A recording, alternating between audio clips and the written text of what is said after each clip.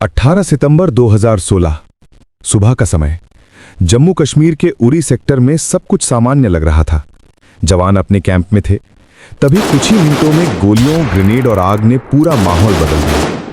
19 भारतीय सैनिक शहीद हो गए। देश गुस्से में था। सवाल सिर्फ एक था, जवाब कब मिलेगा?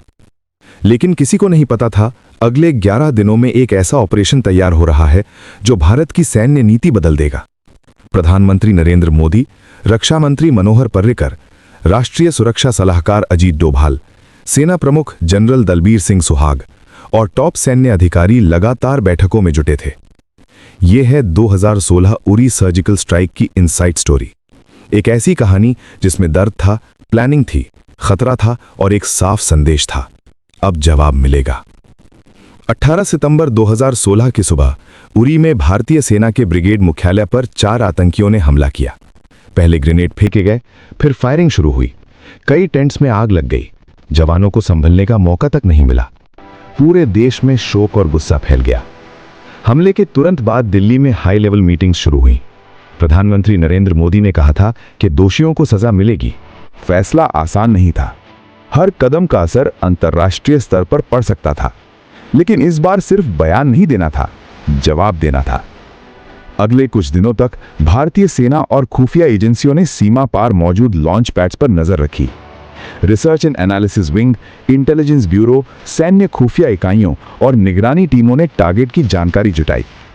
ऑपरेशन का लक्ष्य साफ था, सिर्फ आतंकी ठिकानों को निशाना बनाना और बिना नुकसान के वापस लौटना। 28 सितंबर 2016 की रात सीमा पर सन्नाटा था, लेकिन उसी सन्नाटे में भारतीय सेना के स्पेशल फोर्सेस आगे बढ़ रहे थे। रिपोर्ट्स के अनुसार इसमें पैरा स्पेशल फोर्सेस की टीमों ने हिस्सा लिया। सुरक्षा कारणों से अधिकतर कमांडोज के नाम सार्वजनिक नहीं किए गए। हर कदम मौत के खतरे के बीच था।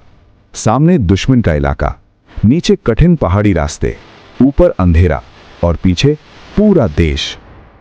कमांडोज ने लाइन ऑफ कंट्रोल पार की, तय ठिकानों तक पहुंचे।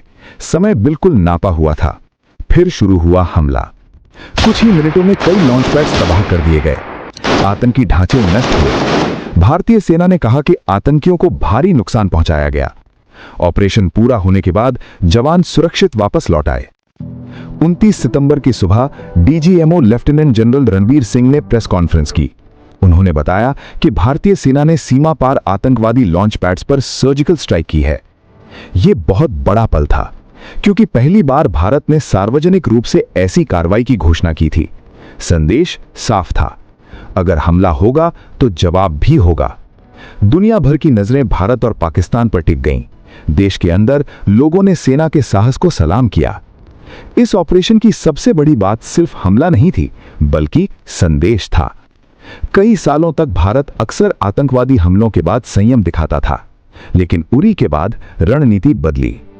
अब यह संकेत था कि भारत सिर्फ रक्षा नहीं करेगा, जरूरत पड़ी तो जवाब देने दुश्मन की जमीन तक जाएगा।